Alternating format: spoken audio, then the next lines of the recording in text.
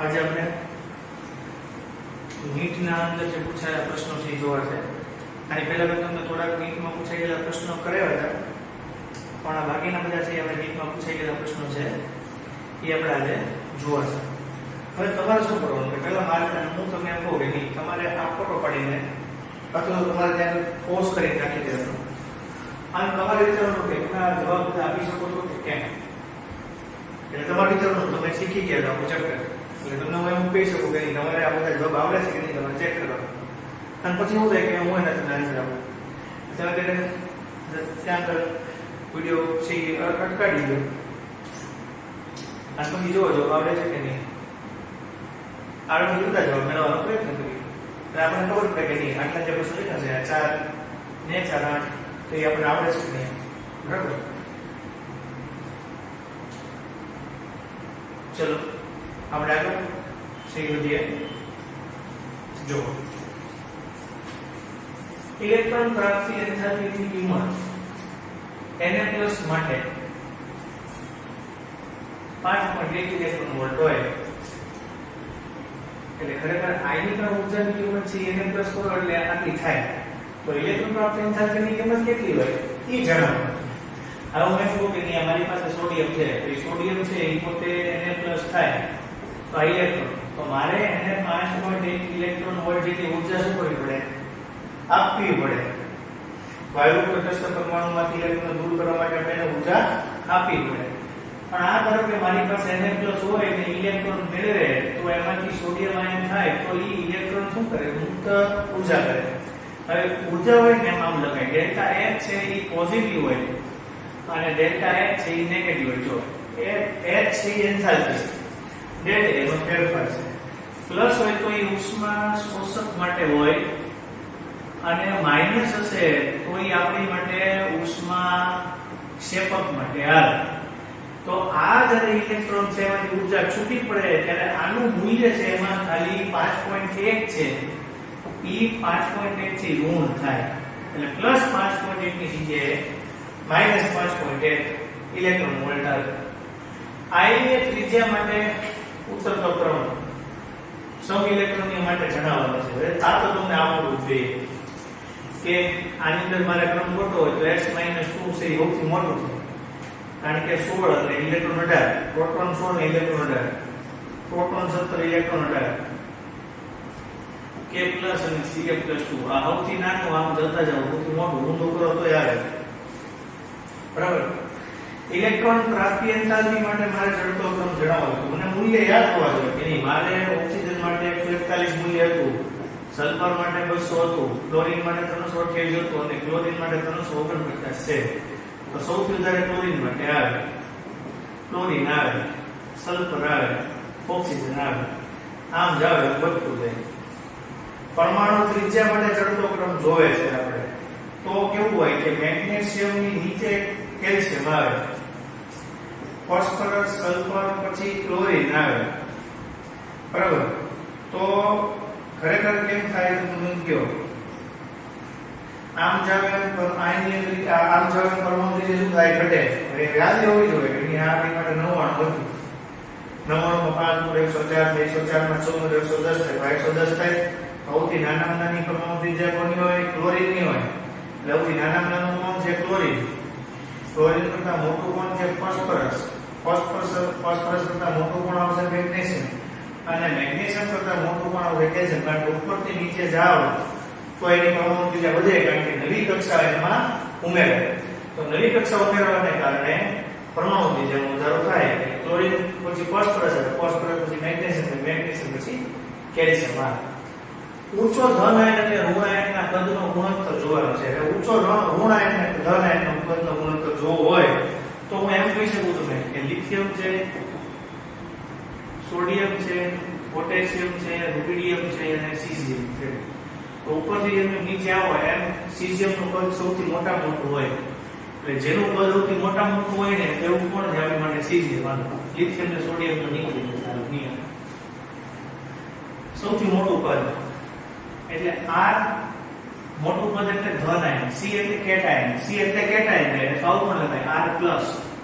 હવે R- છે એ કોણ નાનું હોય હવે તમે જોઈ શકો કે ક્લોરીન આવે, ક્લોરીન આવે, બ્રોમિન આવે, આયોડીન આવે, માં સૌથી નાનું પદ કોનું હોય? ક્લોરીન નું હોય. પણ આયોડીન નું પદ તો કેવું હોય? મોટું થાય.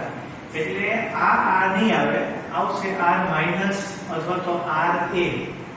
જ્યાં C છે એ કેટાયન છે, A છે એ એનાયન છે, Rc/Ra નો ગુણોત્તર હોય એ યાર. ઊંચી આયનીકરણ ઊર્જા કોની છે?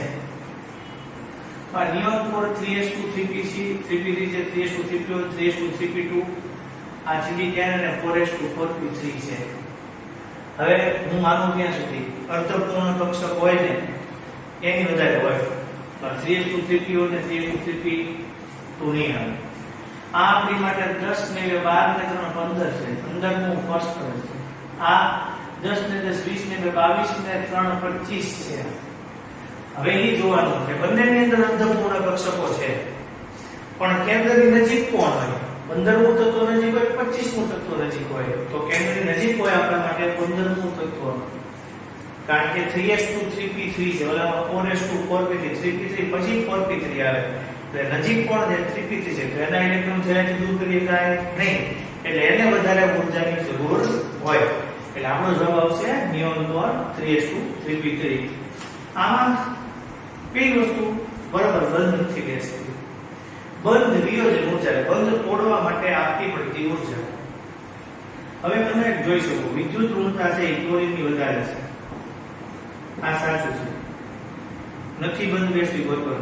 ઓક્સિડેશન ઊર્જાનો પાવર ક્લોરીનનો વધારે હોય, જે ઉપર હોય એનો પાવર વધારે હોય. આ વધુ ઓક્સિડેશન કરતા તરીકે ઓળખાય. બરાબર, આ બંને સાચા છે. હવે ઇલેક્ટ્રોન પ્રાપ્તિ એન્થાલ્પી છે તમને ખબર છે ક્લોરીનની વધારે છે, પછી ક્લોરીનની આવે, એટલે આ ખોટું વિધાન છે. પણ આ બંને એકબીજાના સમપ્રમાણમાં હોય બંધ તોડવા માટે, કારણ કે ક્લોરીનનું આકર્ષણ પણ વધારે છે, ક્લોરીનની ઇલેક્ટ્રોન પ્રાપ્તિ એન્થાલ્પી પણ વધારે છે. ઇલેક્ટ્રોન પ્રાપ્તિ એન્થાલ્પી વધારે એનું કારણથી આકર્ષણ થયું. એટલે આપણા માટે બંધ વિયોજન ઊર્જા અને ઇલેક્ટ્રોન પ્રાપ્તિ એન્થાલ્પી બંનેનો ક્રમ છે આવે. બરાબર, પણ વધારેમાં વધારે સુટેબલ આવે ને તો એ ઇલેક્ટ્રોન પ્રાપ્તિ એન્થાલ્પી આવવું જોઈએ. પણ એવું થાય કે ક્યારેક વન ઓર મોર આન્સર આપેલા હોય, એક કરતા વધારે પ્રશ્નોના જવાબ વાળા પ્રશ્નો પણ ક્યારેક પૂછાયેલા હોય. પણ જનરલી એવું છે કે એડવાન્સમાં થતું હોય છે, આપણે બધી પરીક્ષાઓમાં એવું કંઈ થતું હોતું નથી. પણ આમાં એપ્રોપ્રિએટ સુટેબલ આવે, પણ આ બંને બીજાના સંક્રમણમાં છેલ્લા બંને આવવા જોઈએ. અને હવે એવું હોય છે કે જનરલી શું થાય, એબીસીડી માંથી જ્યારે એવું બને કે બે ઓપ્શન સાચો છે, પહેલો હોય એ સાચું ગણવાનું થાય. એટલે આપણે જવાબ દઈએ તો એ લખવો જોઈએ, પણ આવે બંને જવાબ એ અને બી. બરાબર, સાચો ક્રમ જાણવો છે આપણે. તો સાચો ક્રમ જો જાણવો હોય તો એની અંદર આપણા માટે આવે છે અહીંયા S-2 Cl- આર્ગોન, બરાબર, K+ Ca+2. આ આપણા માટે છે K+ Ca+2 Ar Cl- S-2 એનો સૌથી મોટા મોટું પદ છે. તો આપણે આટલા પ્રશ્નો જોયા. હવે હું તમને આટલા પ્રશ્નો ક્લિયર આવડવા જોઈએ. બરાબર, હવે બાકીના પ્રશ્નો છે હું નીકળમાં તમને બાકીના છે એ કરાવડાવું છું થોડા પછી આપણે જેડબલ્યુ ઉપર જોવું છે. તો આપણે અત્યારે જેડબલ્યુ પર જઈએ. તો આપણે અહીંયા પહેલા અહીંયા સુધી બધાને ક્લિયર થઈ ગયું. બરાબર, પછી એમ જ કરવાનો છે. હું તમને કહું કે નહીં વિડીયો પોસ્ટ કરી દો, પછી આજે સાચા જવાબ મેળવવાનો પ્રયત્ન કરો. તમને કેટલા સાચા આવ્યા એ આપણને ખબર પડે. પાછા ટોટલ આપણી માટે બીજા 10 પ્રશ્નો છે. પહેલા આપણે 8 કે 9 જોયા, બીજા 10 પ્રશ્નો છે. આમાં એમ જ કરવાનું તમારે. પહેલા તમે આ પ્રશ્નો છે એનો ફોટો પાડી લો અને તમે ચેક કરો તમને કેટલા આવડે છે. પછી બધા આન્સર આપો. બરાબર, પેલો ફોટો પાડો, ત્યાં પોસ્ટ કરો. ફોટો પડતો નથી એટલે ફોટો નહીં પડે, તમે ત્યાં આગળ પોસ્ટ કરી દો. એટલે તમને ખબર પડશે કે આમાં કયા વસ્તુ છે તમને આવડે છે, કઈ વસ્તુ નથી આવડતી. ચાલો હવે 2-5 મિનિટનો ટાઈમ લઈ લો, પછી આપણે MCQ છે એનું સોલ્યુશન જોઈએ.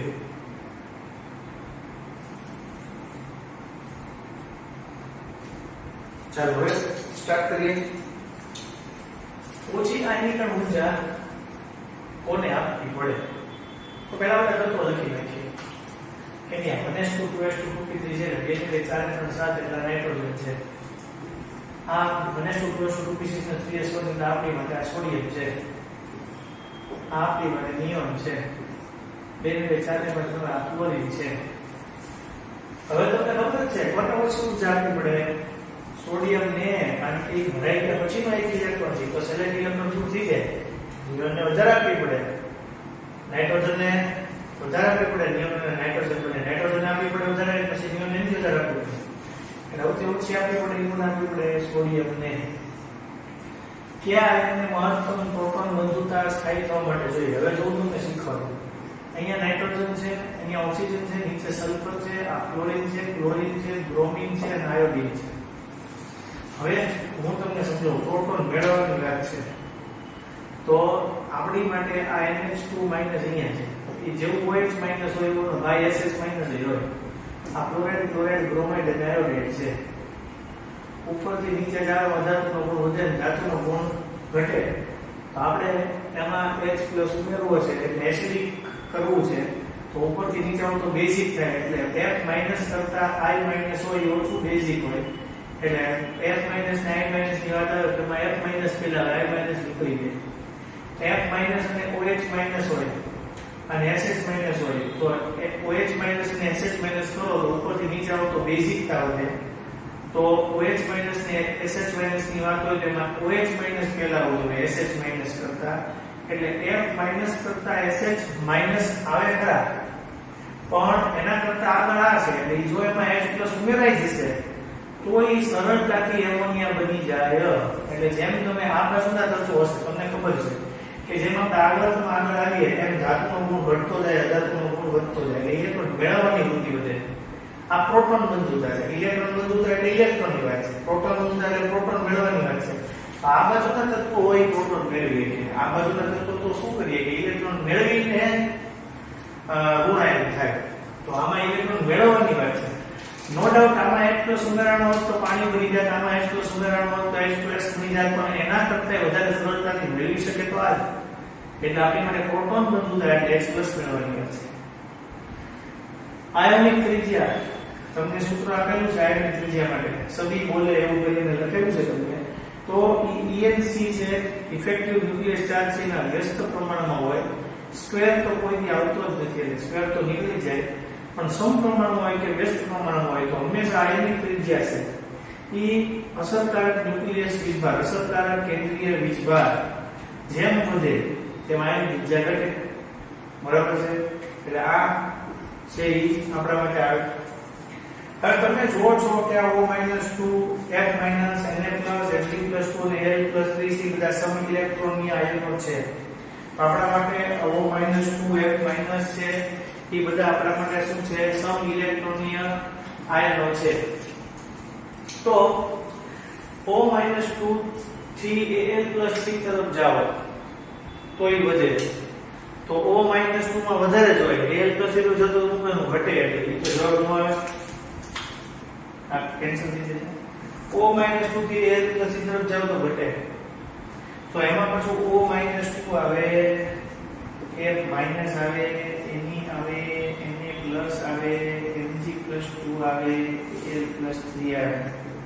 આમાં તમે જુઓ O-2 થી F- તરફ જો તો O-2 કરતા F- માં વધારે હોય, એટલે આ બાજુ ત્યાં ખોટું પડી જાય. એટલે આ બરોબર છે, O-2 થી F- માં ત્રિજ્યા વધે, Na+ થી એલ્યુમિનિયમ માં ઘટે, એટલે જવાબ આ આવે. કારણ કે તમે O-2 થી F- તરફ જશો તો એ વધશે, અને એ રીતે Na+ થી Al+ જતો તો ઘટશે, એટલે જવાબ C આવશે.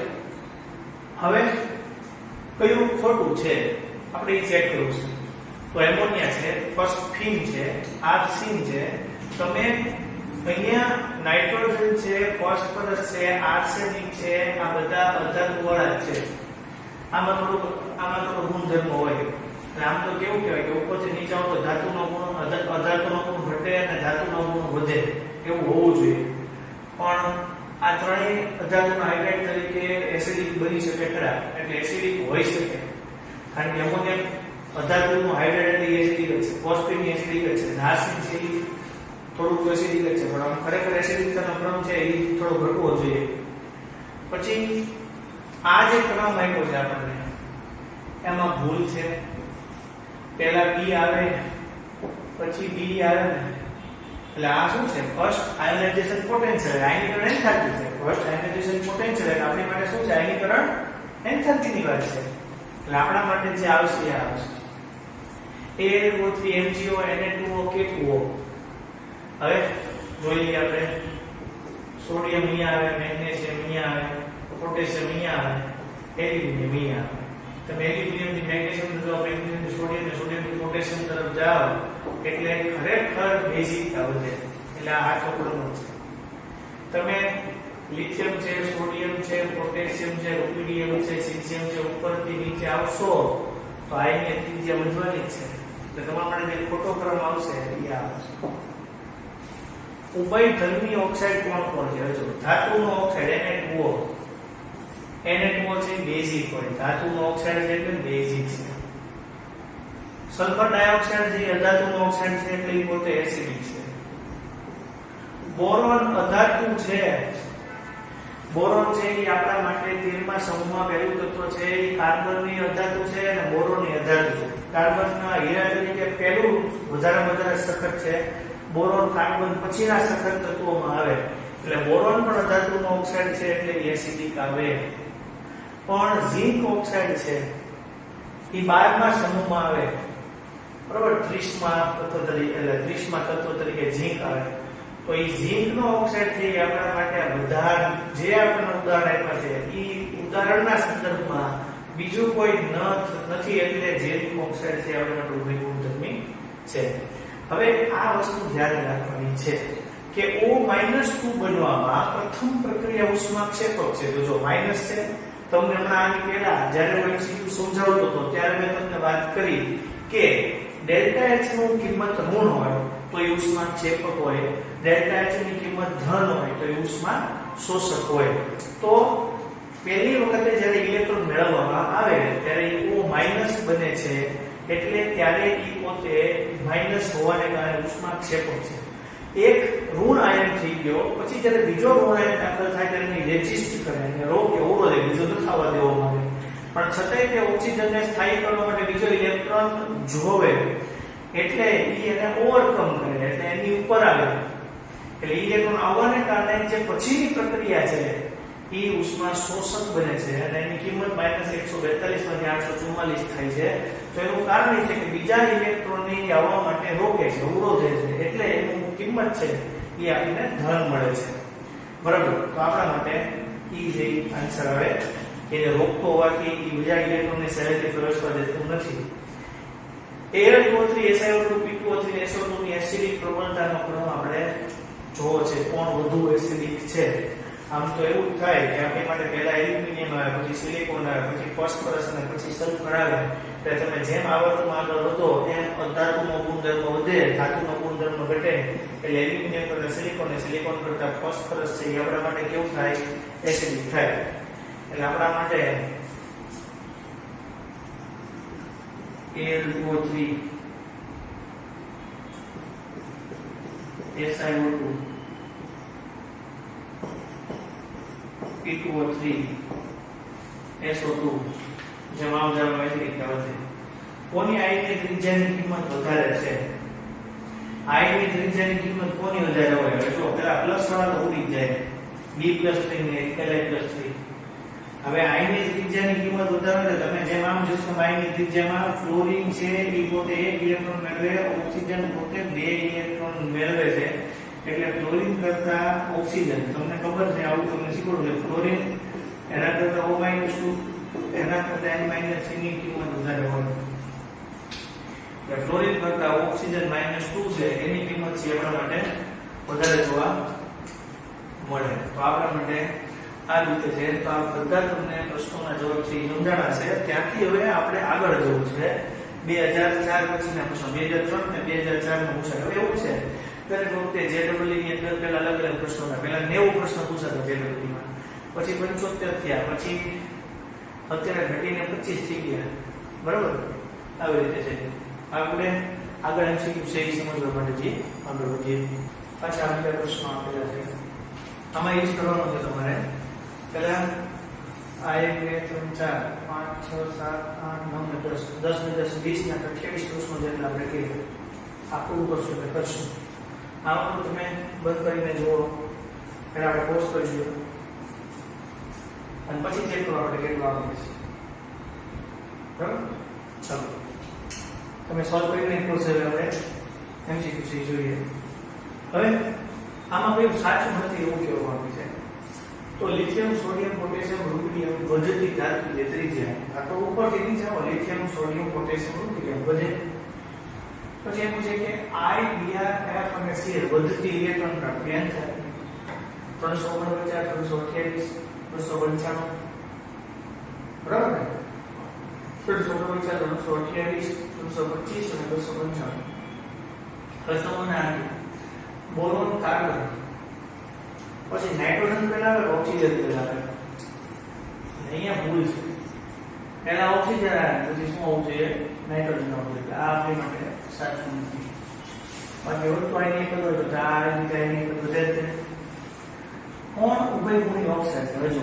CaO છે એ ધાતુનો ઓક્સાઇડ છે એટલે એ બેઝિક છે CO2 છે કાર્બન ડાયોક્સાઇડ એ ધાતુનો ઓક્સાઇડ છે એટલે એ એસિડિક છે SiO2 છે સિલિકોનનો ડાયોક્સાઇડ છે સિલિકોન ઓક્સાઇડ છે એ આપણા માટે નિર્બળ એસિડ છે પણ એ છે ખરા એસિડ નિર્બળ પણ એ આપણા માટે ઉભય ગુણધર્મી તો નથી હવે SiO2 છે એ પોતે એસિડિક હારે પણ પ્રક્રિયા આપે ને બેઝ હારે પ્રક્રિયા આપે એટલે જો SiO2 ની પ્રક્રિયા તમે KO સાથે કરશો તો તમને એનો હાઇડ્રોક્સાઇડ મળશે અને જો તમે એની પ્રક્રિયા એસિડ હારે કરશો સલ્ફ્યુરિક એસિડ હારે તો તમને આપણને એનો સ્ટેનિક એસિડ મળશે એટલે આ જે છે એ આપણા માટે ઉભયગુણી ઓક્સાઇડ બને બરાબર ઉપરથી નીચે આવીએ એમ ધાતુનો ગુણધર્મ વધતો જાય ધાતુનો ગુણધર્મ વધતો જાય એટલે સ્ટેનસ એ કેવું આવે એ પોતે બની શકે પ્રથમ આયનિક એન્થાલ્પીનો ક્રમ આપણે જોવો છે એટલે આપણે જેમ આવર્તમાં આગળ આવીએ એમ ઈ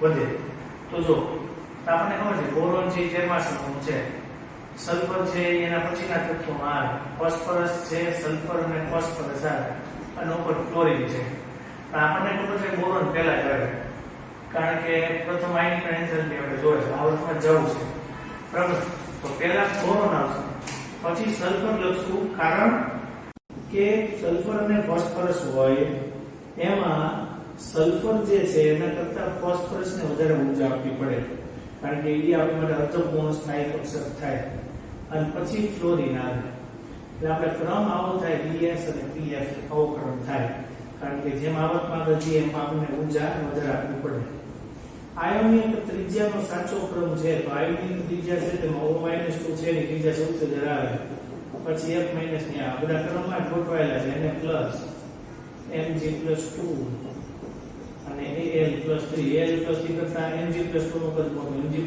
કરતા Na+ નું કદ મોટું હોય Na+ કરતા F- નું કદ મોટું હોય અને F- કરતા O- નું કદ મોટું હોય અહીંયા તમે જોશો ઇલેક્ટ્રોન પ્રાપ્તિ એન્થાલ્પી છે એ આપણને ખબર જ છે કે સૌથી વધારે ક્લોરીનની છે પછી ફ્લોરિનની છે પછી અહીંયા બ્રોમિનની છે અને અહીંયા આયોડિનની છે એટલે આયોડિન કરતા બ્રોમિન આવશે બ્રોમિન કરતા ફ્લોરિન ને ફ્લોરિન કરતા ક્લોરીન આવશે પછી વધુ પ્રથમ આયનીકરણ એન્થાલ્પી છે તો વધુ પ્રથમ આયનીકરણ એન્થાલ્પી કોની આવે તો વધુ પ્રથમ આયનીકરણ એન્થાલ્પી છે તો એ નાઇટ્રોજનની આવવી જોઈએ કારણ કે નાઇટ્રોજનની અંદર અર્ધપૂર્ણ સ્થાયી કક્ષક આવે એટલે નાઇટ્રોજન એમાં ક્રમ નથી ગોતવાનો કીધા આપણને ક્રમ ગોતવાનો કીધો તો આવડી જ જાય પણ આમ ખાલી કીધું છે કોની વધારે પ્રથમ આયનીકરણ એન્થાલ્પી છે એટલે ક્રમ નથી કીધું ખાલી તત્વ જ કીધું છે એટલે બહુ નાઇટ્રોજન આવશે હવે આ તમારા માટે થોડું વિચિત્ર થાય કારણ કે 58 થી 71 તત્વો છે ને એ આપણને આવડવા જોઈએ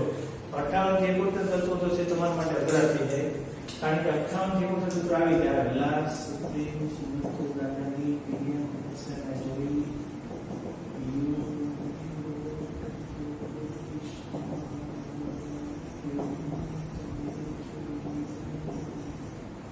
આ રીતે આખો ક્રમ છે તો આ રીતે તમારા માટે આખો ક્રમ છે એ પરીક્ષામાં પૂછાય તો તમને આ રીતે આવડવું જોઈએ આમાં એવું હોય કે La+3 પહેલા હોય કારણ કે અહીંયા છે બરાબર એનું કદ મોટું હોય કારણ કે આપણે શું થવાનું છે કે લેન્થેજનથી લ્યુટેશન તરફ જવાનું છે એટલે લેન્થેજનનું કદ મોટું હોય પછી આપણી માટે સીરિયમ આવે પછી આપણી માટે પ્રોમિથિયમ આવે અને પછી આપણી માટે વાયબીને આવે એટલું.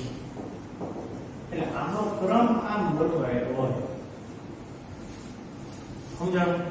એની માટે આ બધા તત્વો હાલશે એટલે આવડશે.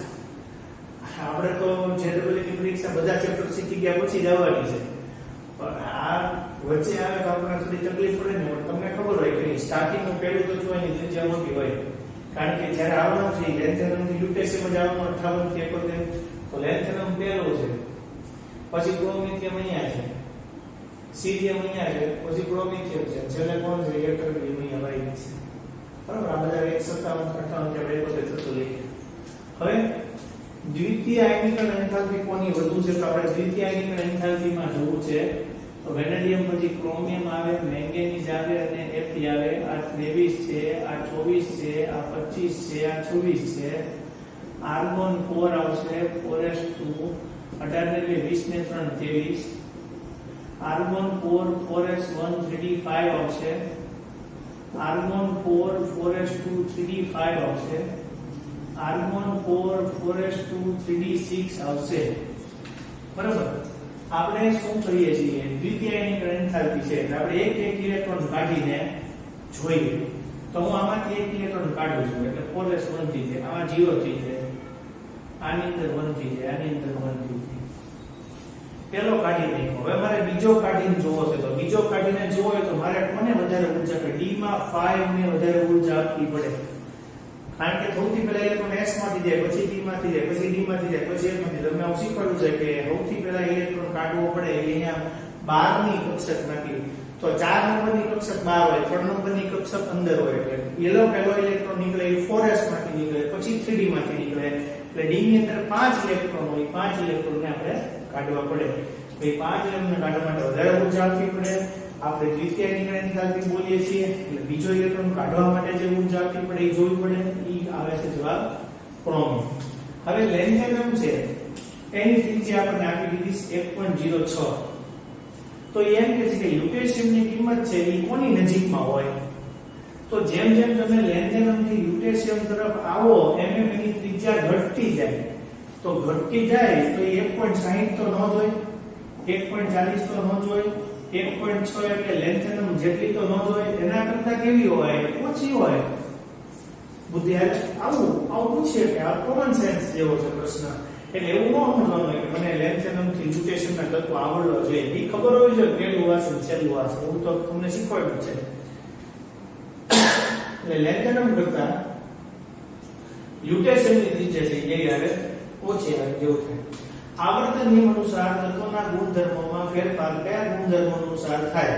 તો આવર્તન નિયમ અનુસાર તત્વોના ગુણધર્મોમાં ફેરફાર પરમાણુ ક્રમાંક અનુસાર થાય, કારણ કે આખું આવર્તક કોષ્ટક છે એ આપણા માટે કોને આધારે બનેલું છે? પરમાણુ ક્રમાંક આધારે બનેલું છે. પરમાણુ ક્રમાંક આધારે બનેલું હોવાથી જે ફેરફાર થાય એ આપણા માટે પરમાણુ ક્રમાંક અનુસાર થાય. ઓકે, સો આ બીજા પ્રકાર જોયા. હવે પાછા બીજા પ્રશ્નો જોઈએ છે. આપણે આગળ વધીએ. બીજા આપણે 28 ને 4 32 ને 4 36 પ્રશ્નો છે આપણે સોલ્વ કરીએ એવું થશે.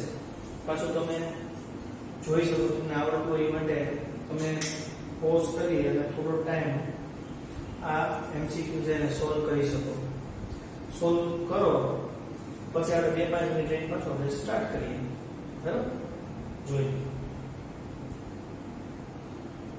ચાલો હવે આપણે MCQ સોલ્વ કરીએ. તમે સોલ્વ કર્યા છે એના પરથી તમને ખબર પડશે કે કેટલું આવડે છે. કોનું વધુ ઊંચું ગલનબિંદુ જો આપણે હવે કેવું હોય, ઉપરથી નીચે આવીએ તો એ ધાતુ છે, lithium sodium potassium rubidium caesium. પણ લિથિયમ છે એ રેર એલિમેન્ટ છે અને NaCl છે એ પોતે લેટાઇસ સ્ટ્રક્ચર ધરાવે છે, સ્ફટિકમય બંધારણ ધરાવે છે, સ્ફટિકમય જાળીદાર રચના જેવું બંધારણ ધરાવે. એટલે એ લેટાઇસ બંધારણને કારણે, સ્ફટિકમય જાળીદાર બંધારણને કારણે NaCl હોય એનું તાપમાન છે એ 800 સેલ્સિયસ જેટલું ઊંચું ગલનબિંદુ જોવા મળે, જે બાકીનાનું જોવા મળતું નથી. કારણ કે ધાતુ સાથે હેલાઇડ બને તો ધાતુનો ગુણધર્મ વધી જાય, પણ હેલાઇડને કારણે એનો જે સ્ટ્રોંગ બોન્ડ બનવો જોઈએ એ ક્લોરિનર જ બને છે. એટલે 800 સેલ્સિયસ જેટલું ગલનબિંદુ છે એની સ્ફટિકમય જાળીદાર રચનાને કારણે જોવા મળે, બાકીનું કોઈનું જોવા મળતું નથી.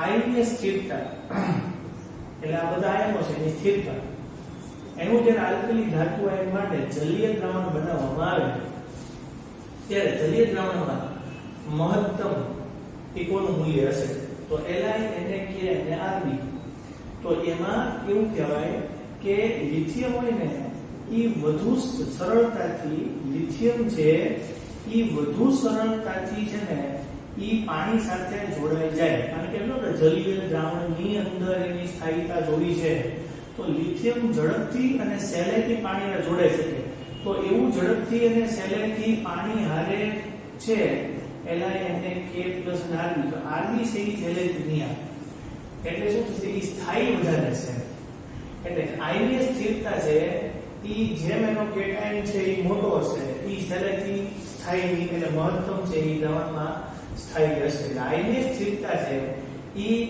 તેના ધાતુ આયનના વીજભાર ઉપર વધારે આધાર રાખે એટલે Li પ્લસ છે પાણીને ઝડપથી જોડાય છે પણ Rb પ્લસ છે ઈ એમાં હાઇડ્રેટેડનો ગુણધર્મ એટલે જલીય દ્રાવણ સાથે જોડાવાનો ગુણધર્મ વધારે હોય એવી રીતે Rb પ્લસ છે વધારે સ્થાયી છે એટલે ઉપરથી નીચે આવશો એટલે ઈ ગણી શકાય એટલે Rb પ્લસ આવે સમ ઇલેક્ટ્રોનની આયનો જો આપણને ખબર હોવી જોઈએ કે અહીંયા 19 છે આ 17 છે આ 20 છે આપણા માટેના 21 છે 19 માંથી એક જાય તો 18 થશે 17 માં એક ઉમેર 18 થશે 20 માંથી બે જાય 18 થશે 21 માંથી 3 જાય 18 થશે એટલે આપણા માટે 18 ઇલેક્ટ્રોન હોય જવાબ આવે એવી રીતે આ તો 56 નું છે આ 38 નું છે આ આપણી માટે 19 નું છે અને આ 16 છે એટલે આ બેમાં મેળ પડે તો આ બે એમાં મેળ ન પડે આ 7 ને 3 10 થાય 8 ને 2 10 થાય 9 ને 1 10 થાય 16 ને 2 18 થાય એટલે આ પાછો આખો મેળ ન પડે 3 માંથી 1 જાય 2 રહેશે પ્રતિ ગયું 11 માંથી જાય 10 રહેશે અને 20 માંથી 2 જાય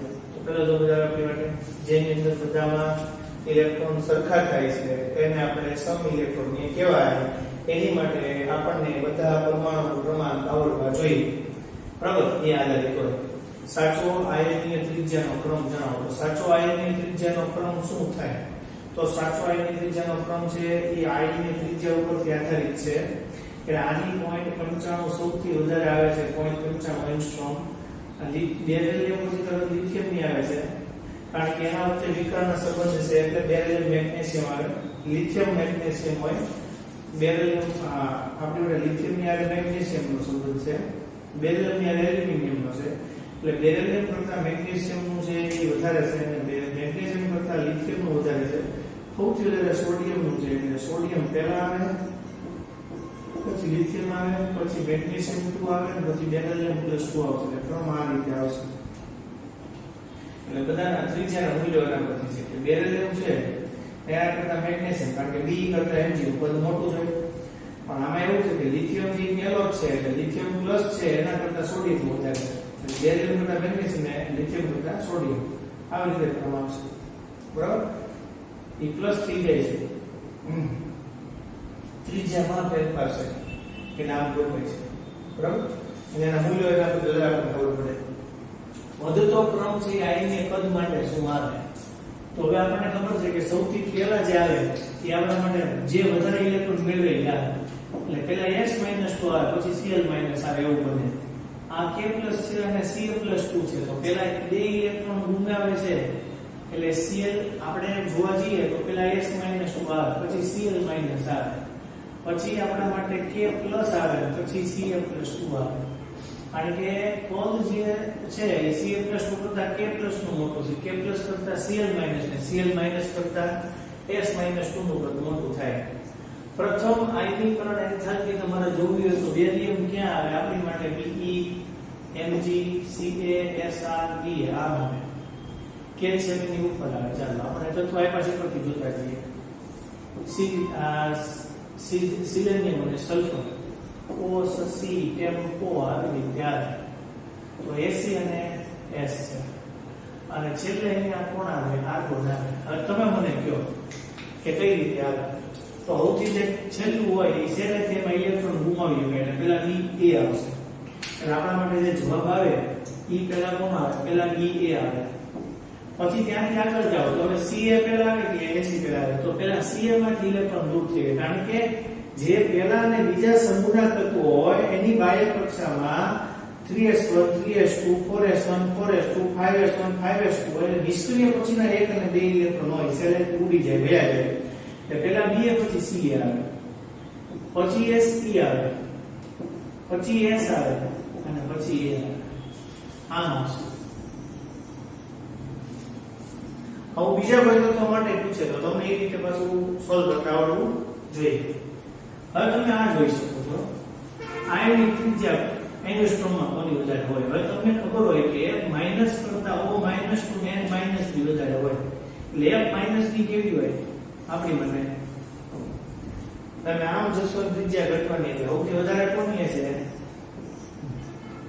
નાઇટ્રોજનની એના પછી ઓક્સિજન હશે પછી કોણ આવશે F માઈનસ આવશે બરાબર છે એ તમને પાછું આવડવું જોઈએ યાદ હોવું જોઈએ બરાબર આપણા માટે F માઈનસ 3 છે 1.36 આવશે O માઈનસ 2 છે 1.40 આવશે અને N માઈનસ 3 છે આપણા માટે 1.71 આવશે આની ત્રિજ્યા છે બરાબર એટલે તમે જેમ આમ જશો એમ ઘટશે એટલે સૌથી વધારે N માઈનસ 3 ની હશે મારું કહેવાનું એમ પ્રથમ આયનીકરણ ઊર્જા છે એ આપણા માટે કોની વધારે આવે હવે તમે જોઈ શકો છો Na છે K છે Rb છે K પછી Ca આવે ને Ca પછી સ્કેન્ડિયમ આવે એટલે જો આ પહેલા તત્વો થયા કે જેમાં 3s1 આવે આમાં 4s1 આવે આમાં 5s1 આવે ત્યારે આની અંદર આપણે શું જોઈએ 4s ભરાઈ જાય તો પછી 3d1 આવે તો આ બધી બાહ્ય કક્ષામાં પેલી કક્ષા છે એટલે એમાં ઇલેક્ટ્રોન શેલેથી દૂર થઈ જાય પણ એ રીતે સીધે આ સ્કેન્ડિયમમાંથી શેલે ઇલેક્ટ્રોન દૂર થઈ કે નહીં